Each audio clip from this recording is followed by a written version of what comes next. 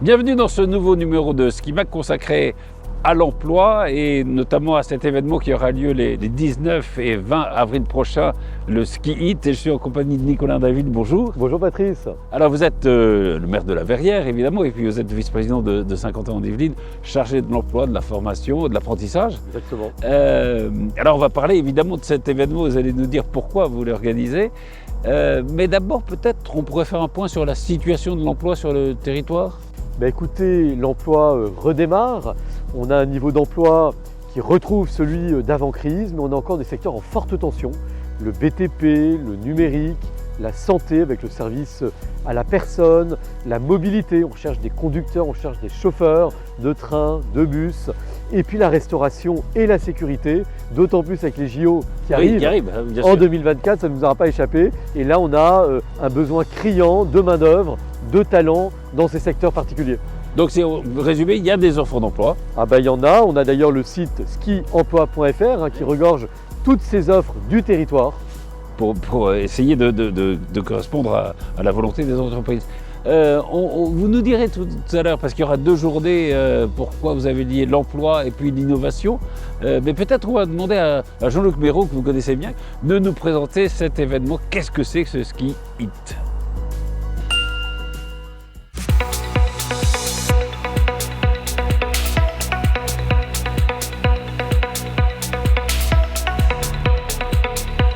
Les 19 et 20 avril, au Vélodrome National, nous organisons une grande opération que nous avons appelée Ski Hit, Hit pour innovation et talent. Et donc avec une première journée dédiée au recrutement des talents, donc avec un niveau que nous avons placé à Bac+2 et plus. Et puis une deuxième journée qui sera, elle, plus dédiée à l'innovation, mais également au business, pour permettre aux entreprises, grandes entreprises, et PME et TPE, start-up également, de pouvoir trouver tous les outils, tous les dispositifs, toutes les mises en relation, et pour permettre à tout ce public d'entrepreneurs de développer leur activité dans les meilleures conditions sur notre territoire de Saint-Quentin-en-Yvelines.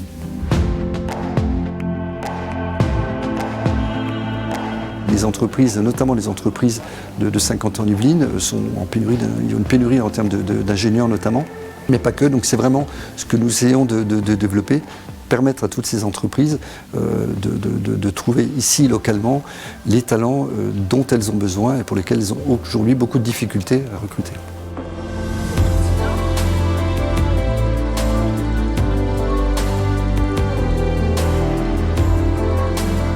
Nous aurons des stands qui seront mis à disposition de nos entreprises et puis un grand espace dédié au rendez-vous. On prend appui sur une plateforme. Cette plateforme permettra à chacun de s'inscrire, tant entreprise que personne en recherche d'emploi ou alors pour des rendez-vous business. Chacun validera les rendez-vous qui lui sont proposés. Tous les rendez-vous qui se tiendront seront qualifiés, voulus de part et d'autre pour optimiser le temps de chacun durant une vingtaine de minutes et faire en sorte que ces rendez-vous aboutissent ou sur du recrutement ou sur du business.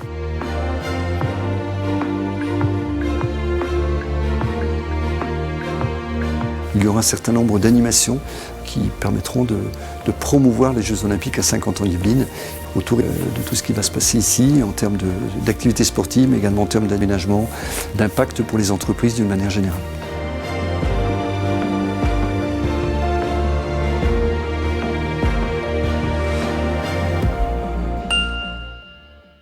Alors Nicolas David, on vient de le voir, pendant ces 2 journées, il y aura une journée consacrée à l'emploi, au recrutement, et puis une journée consacrée aux entreprises et à l'innovation.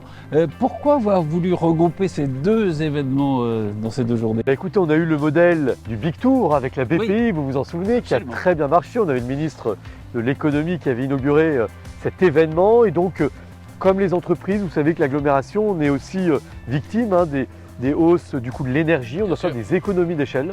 Et donc regrouper ces 2 événements, le Ski Business Day et En Piste pour l'emploi, a du sens. Et c'est pour ça qu'on l'a fait. Alors on parle beaucoup des tensions sur le marché de l'emploi, vous les évoquiez d'ailleurs tout à l'heure. Quelles sont les mesures que prend Saint-Quentin justement pour régler cette question des tensions sur le marché de l'emploi ? Alors il y a beaucoup de mesures. On a fait la Task Force RH où on regroupe les DRH des entreprises du territoire pour que l'agglomération soit à leur écoute et puisse adapter ses formations, mieux répondre à leurs attentes. On a également labellisé des écoles, notamment sur le numérique, Oui. pour répondre aux besoins des entreprises sur le domaine de la cybersécurité en l'occurrence. Et puis on essaye de réagir différemment avec des nouvelles actions, d'aller vers les talents, Ouais. de miser sur les soft skills, pas uniquement les diplômes, mais la manière Oui, d'exprimer, les personnalités, quoi. la personnalité des candidats. On a fait notamment le street recruiting, où on a eu sur 2 jours près de 3000 contacts.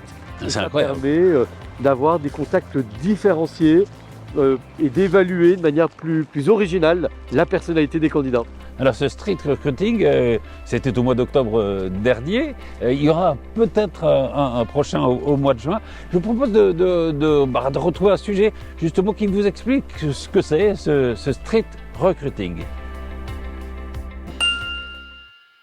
Bonjour, 50 ans en Yvelines recrute si vous êtes intéressé. On est plusieurs sociétés aujourd'hui regroupées ici de 50 ans en Yvelines.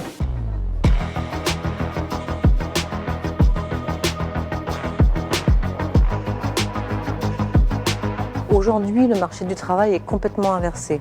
Il y a quelques années, les candidats venaient aux entreprises, les entreprises sélectionnaient les candidats.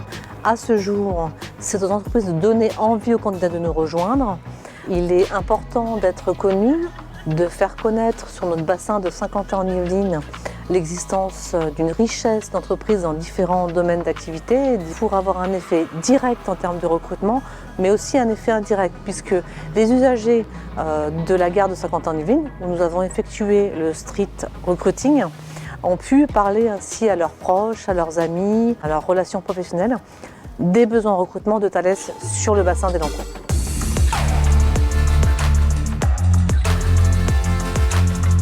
C'est important de recruter au niveau local puisque les transports en commun ou les longs trajets découragent les candidats et c'est un risque de perte de talent parce qu'ils sont fatigués tout simplement d'avoir à subir ces contraintes.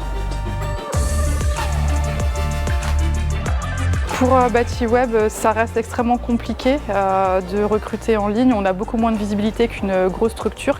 Donc ça reste une très belle opportunité, notamment pour une PME, de présenter l'entreprise pour avoir une visibilité en local. Le marché du recrutement est en tension, donc il faut essayer toutes les initiatives, même les plus innovantes. Le contact avec les candidats en direct sur le terrain permet d'humaniser notre approche de recrutement, d'authentifier nos recruteurs et de donner envie de poursuivre la rencontre. Donc si ça peut vous intéresser pour vous ou pour une personne de votre entourage, n'hésitez pas à postuler. Ça marche. Ça se passe sur 50 ans en Yvelines. Merci. Ok, bon courage. Au revoir monsieur.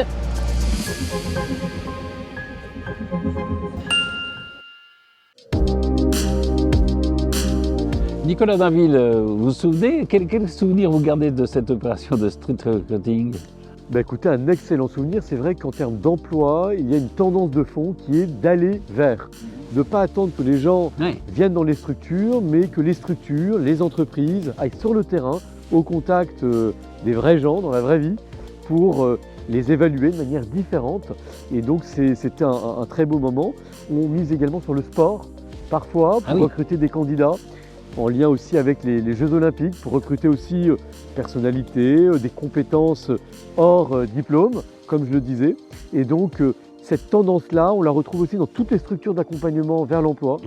La mission locale, Ski Way 1625, qui va aussi de plus en plus sur le terrain, les associations. Donc, c'est une tendance de fond. Une tendance de fond, oui. Rien de vaut que la rencontre, au fond. Autrefois, on envoyait les CV, etc. C'était un peu anonyme. Bien évidemment. Aujourd'hui, la rencontre, oui, c'est essentiel parce que, comme vous le dites, c'est découvrir aussi des personnalités au-delà des diplômes ou au-delà des parcours. Exactement, c'est exactement ça. Alors, on parlait tout à l'heure du Ski Cube, qui évidemment accueille beaucoup de start-up, mais qui a aussi un rôle en matière d'emploi. Oui, on est, comme le dit le président Jean-Michel Forgousse, parmi les 8 zones les plus innovantes du monde, 50 ans en Yvelines.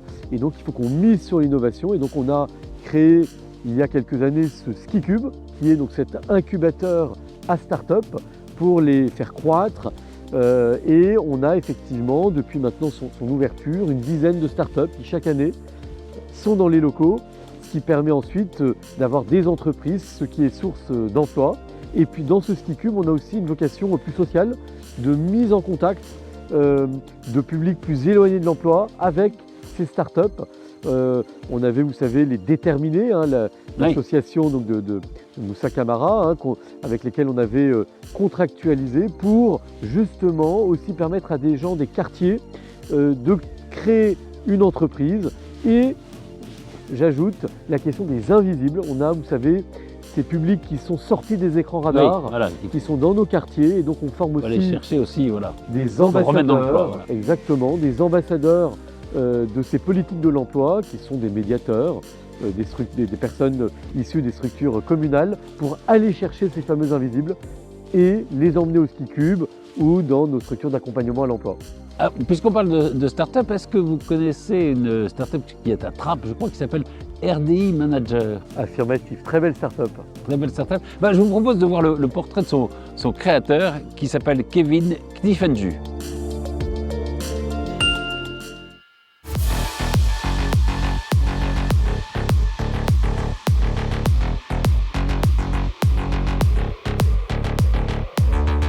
Nous avons développé ce journal collaboratif de projet parce qu'on s'est rendu compte que beaucoup de situations de gestion de projet avaient besoin de capitaliser l'information technique pertinente.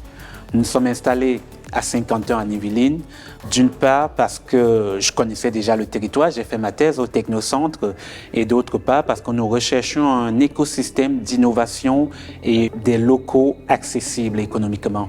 Et la pépinière d'entreprise de Trappes cochait toutes les cases.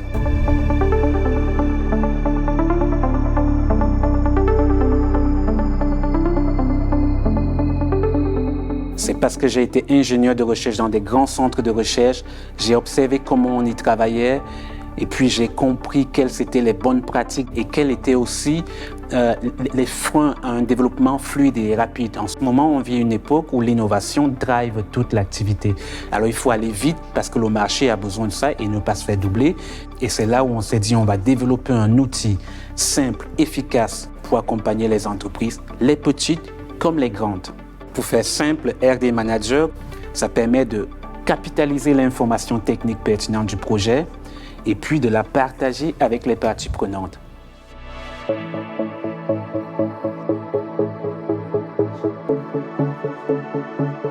Nous avons rejoint récemment la Task Force RH de Saint-Quentin en Yvelines, tout simplement parce qu'en tant que jeune entreprise, nous n'avons pas beaucoup d'expérience en recrutement et nous nous rendons compte que c'est loin d'être simple. Et au sein de la Task Force RH, il y a des grandes entreprises, moyennes, mais qui ont plus d'expérience en termes de recrutement et ça nous permet d'échanger des bonnes pratiques et on acquiert aussi de leur expérience, ce qui nous permet d'être plus efficaces en termes de recrutement.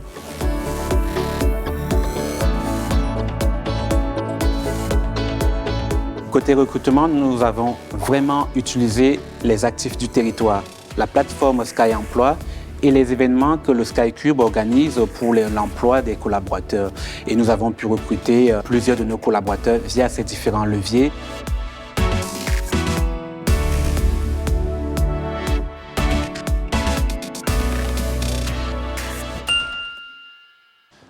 Nicolas David, pour conclure ce magazine consacré à l'emploi, qu'est-ce qu'on peut souhaiter dans les mois qui viennent dans ce domaine justement de l'emploi? Déjà une belle réussite pour cet événement de ski. Il y aura plusieurs milliers de rendez-vous, donc il faut que ça soit le plus fructueux possible pour les candidats et pour les entreprises. Et puis je souhaite une situation plus apaisée. C'est vrai qu'on a une hausse assez dramatique du coût des énergies, qui met à mal un grand nombre d'entreprises, qui provoque une inflation terrible même dans le secteur de la distribution. Et donc j'espère que l'État sera au rendez-vous, à l'écoute des acteurs de terrain, moins technocratique. C'est ce que je souhaite pour la France et pour la situation de l'emploi. Merci beaucoup Nicolas Naville. On rappelle les dates de cet événement ski. C'est donc les 19 et 20 avril prochains et c'est au Vélodrome de Saint-Quentin en Yvelines. Merci beaucoup. Merci Patrice.